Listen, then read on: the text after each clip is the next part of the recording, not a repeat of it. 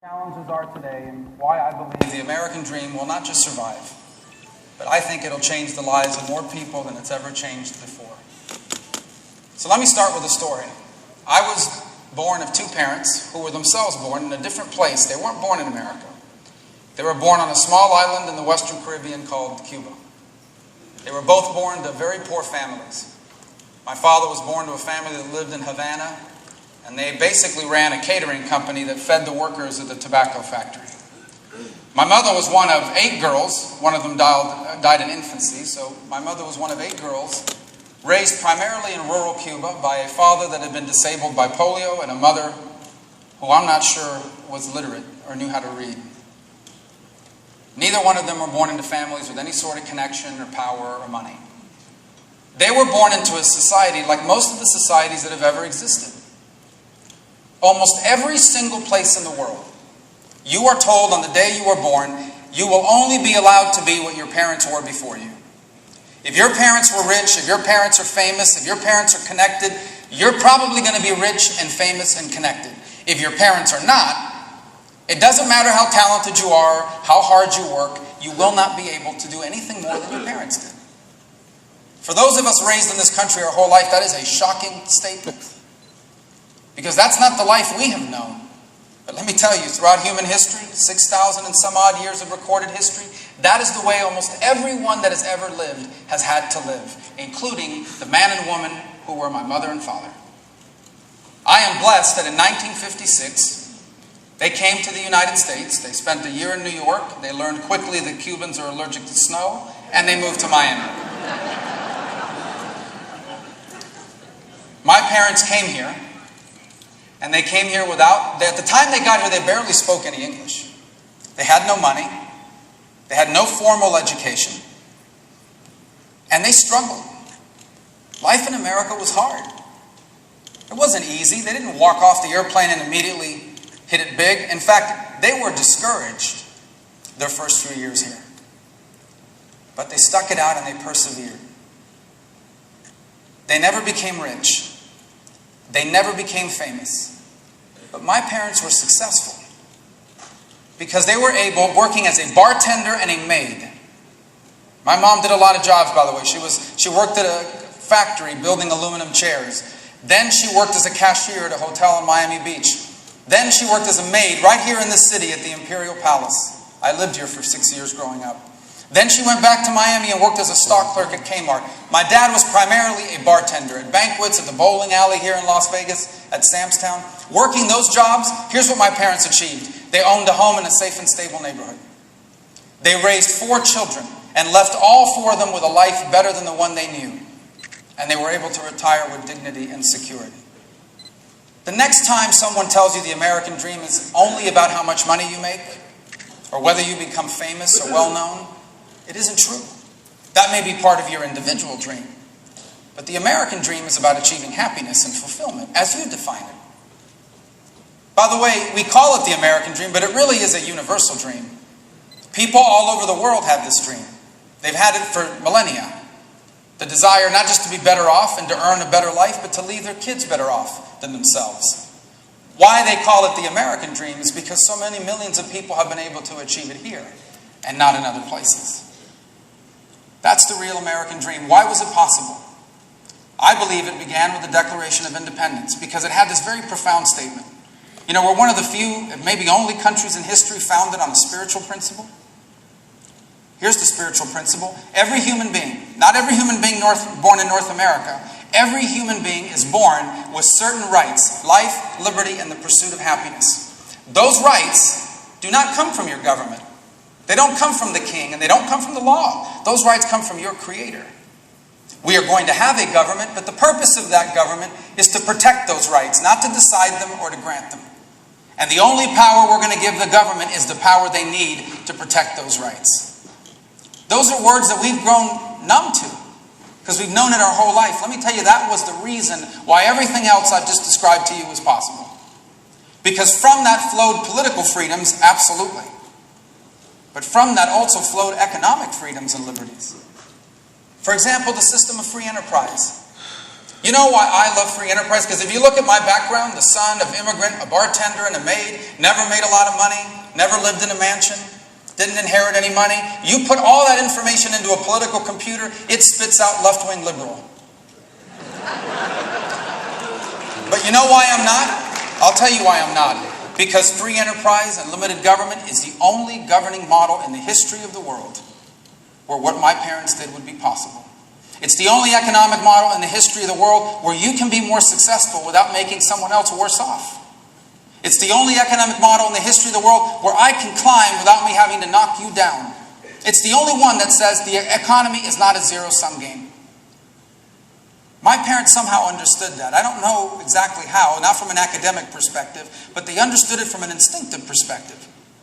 My father used to remind us that the reason why he had a job is because someone who had access to money decided to risk that money to open him the hotel he worked in. And the people of this country had enough money and not enough sense to come to Las Vegas and gamble it away, and after they had lost it all, drink at the bar.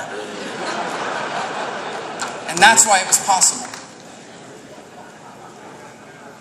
So is the American dream dead today? It isn't dead, it's alive. The road to the American dream has gotten narrower. Why? Well, it's gotten narrower because the world has changed. And quite frankly, our governmental policies have not only not changed with it, it's made it harder than ever. It's gotten narrower because there are two major changes happening, and they're happening at the same time. The first is the economy is becoming a global one. So think back to the 1960s or 1970s. Half the world was communist. Many of the other countries that were developed and not communist were still recovering from World War II. And then there was America. We had limited competition. It was not a good idea to raise taxes, but you could get away with it to a certain degree. It was a terrible idea to increase regulations, but you could get away with it to a certain degree. Why? Because we didn't have as much competition. That is not the case anymore. There are now dozens of countries around the world who are in some way, shape, or form trying to copy some of the things we did in the 20th century. And the result is the world has become globally competitive. We now compete with people halfway around the world for the best ideas, the best talent, the best innovations, the best jobs, the best companies. The second change is technology. Technology has changed everything. It's certainly changed the way we live. If 10 years ago I told you that I was going to Google you, you would probably be offended. If I told you 7 years ago I was about to tweet something, you would say, that's too much information. But it's also changed the way jobs work. My dad and my mom made it to the middle class and beyond as a bartender and a maid. In the 21st century, those jobs all require more talent, more education, more skill than they used to. But we're hurting people there too. Because the only way you can acquire those skills or those educations is to go through an existing and stagnant cartel we call traditional higher education. So, if we want to save the American dream, we must confront these two things. One, we need government policies that make us globally competitive again. And two, we must allow innovation and competition to open the door for more people than ever to access the skills they need to succeed in the 21st century. On the first part of becoming globally competitive, there's no shortage of places to point to. Our tax code is burdensome, complicated, and expensive. The highest combined corporate tax rate in the world. Small businesses organized as S corporations oftentimes pay much more on a percentage than the larger companies with armies of accountants who figure out the loopholes and sometimes pay nothing. And so tax reform is a critical part, a simplification and making it more globally competitive and cheaper to do business in America. A tax code that basically at its core says the more people you hire, the more you pay them, the less you'll owe the IRS or you'll owe the government. The second, that would make us more globally competitive. The second is regulations, and this is the one I love. Regulations is often sold to us as a way to help people who are trying to make it. The opposite is true. Regulations actually are often used by established industries to keep a new competitive industry from entering the space. I teach a course at Florida International University. My students, as you can imagine, are young, and so they often lean left, or they think they do.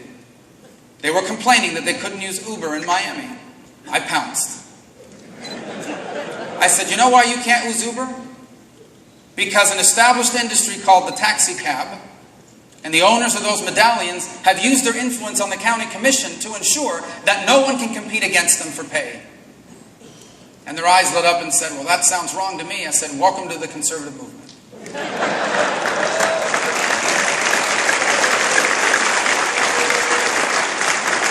The truth is that if you bury an industry with a bunch of regulations, the big companies are going to be able to comply with them. They may hate it, but they'll hire 1,000 lawyers and the best lobbyists in Washington to figure it out. You know who can't do that? The person trying to start a business out of the spare bedroom of their home.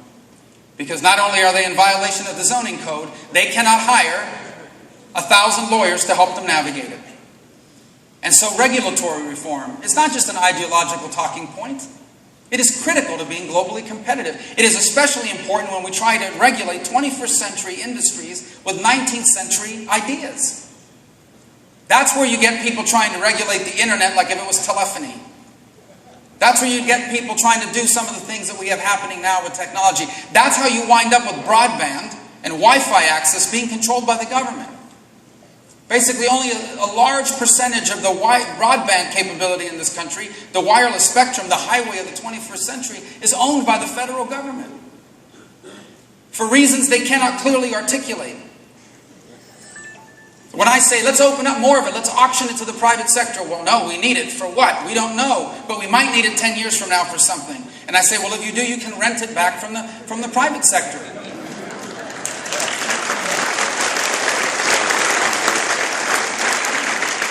Becoming global, there's other things we need to do. Fully utilize our energy resources, balance our budget. But I want to get to the second point because I don't want to run out of time. The second point is we need our people to be able to acquire 21st century skills. Why is this not happening? Here's why it's not happening. Because in America, if you are in high school today, you are being pounded into your head the following sentence. The only way to succeed is to go to a four-year university and get a degree, period. There's a second sentence that said, and by the way, that is true even if you have to borrow money to pay for it, period. The result is that in America today, higher education is controlled by a cartel. The cartel is called traditional accreditation. And here's what that means.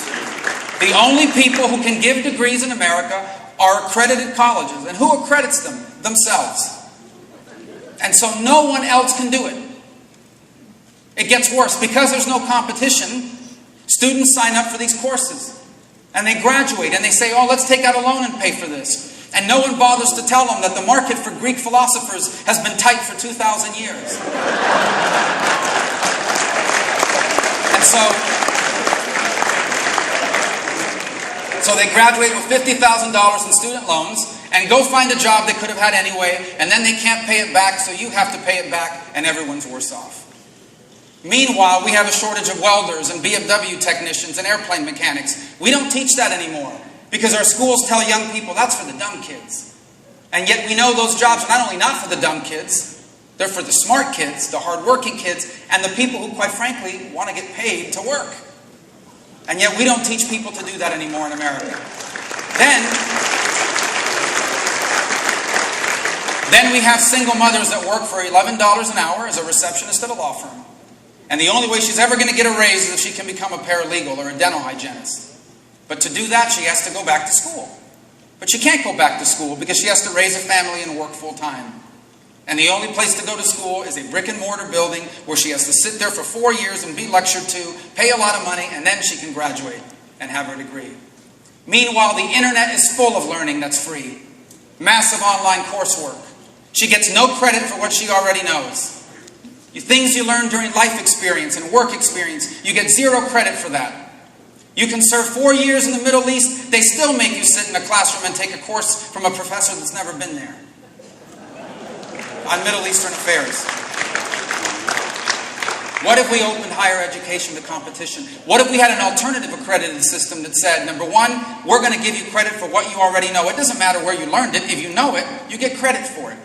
And then whatever you're missing, you can package it from a variety of different sources. Massive online courses, paid online courses, paid internships, unpaid internships, work experience. 5 classes at that college, 2 classes at that one. Packaged learning. What matters is what you know, not where you learned it. And we need to open up higher education to competition and innovation so more people can acquire the skills that will allow them to achieve their version of the American dream. That's another century. So, this is by no means a comprehensive agenda. We could talk for a long time about all the other things we need to deal with, that we need to confront. But I believe that despite all the challenges that we face as a country, I want you to ask yourself this question. What country would you trade places with? What nation do you look at and say to yourself, I wish I was them? I don't know of one. There are things about other countries you wish you had. France's wine, you name it. But there isn't any country in the world I would trade places with. The truth is, we're still a great country because we're a great people. Our government's not our country. People miss that point. We have a government, but the government's not the country. America's not a country and it's not a president. America is a people. We are still a great country with people that have big ideas, big dreams, big hopes, and are willing to work for it. The problem is we can be even greater. The problem is the 21st century is tailor-made for what this country was founded on. If ever there has been an era in human history tailor-made for us as a people, it is the 21st century. What is standing in the way are outdated leaders that refuse to let go of the past. And what I mean by the past is this. What I mean by the past is this. Big government has never been a good idea. It has always been a bad idea. In the 21st century, it is a disastrous idea. And it is a disastrous idea for the following reason. There are now hundreds of millions of people on this planet that can afford to buy the things we sell, the products we offer, the services we provide. And yet, why did they get there? Did they get there because the Soviet Union won and communism grew? No. Did they get there because socialism spread? No. They got there because free enterprise is spread. Not in its purest form, not in its perfect form, but every inch of free enterprise led to millions of dollars of prosperity and people. The world is going in our direction. Why would we go in theirs? That is the choice we have. I'm running out of time, so I'll close by telling you why I'm so passionate about the American dream and about America. This country owes me nothing. America owes me absolutely nothing. I have a debt to America I will never repay. This is not just the country I grew up in. This is the nation that literally changed the history of my family. When my father was 9 years old, his mother died. And he had to stop going to school and go to work. He would never go back to school. He would work for the next 70 years of his life. When he was a young man, he had big dreams. All young people do. His dreams became impossible. So he made it the purpose of his life to ensure that all the things that couldn't happen for him would happen for us. And so he worked on nights, on weekends, on holidays, well into his 70s. He worked as a banquet bartender. He worked behind one of those little portable bars in the back of a room just like this. So one day I could have the chance to stand on a stage in the front of the room like I do tonight. The journey from behind that bar to behind this podium, that's the American dream. And that's not just my story, that's your story. For in this country, we are all but a generation removed from someone who did that for us. And whether we remain a special country or not will be determined by whether that journey is still possible for the people trying to make that journey now. I believe with all my heart that not only can that journey still be possible, it can be possible for more people than it has ever been before if we embrace the 21st century and all of its opportunities. If we do, we will leave our children as the freest and most prosperous Americans that have ever lived, and this 21st century will be what the last one was as well, an American century. Thank you, and God bless you. Thank you.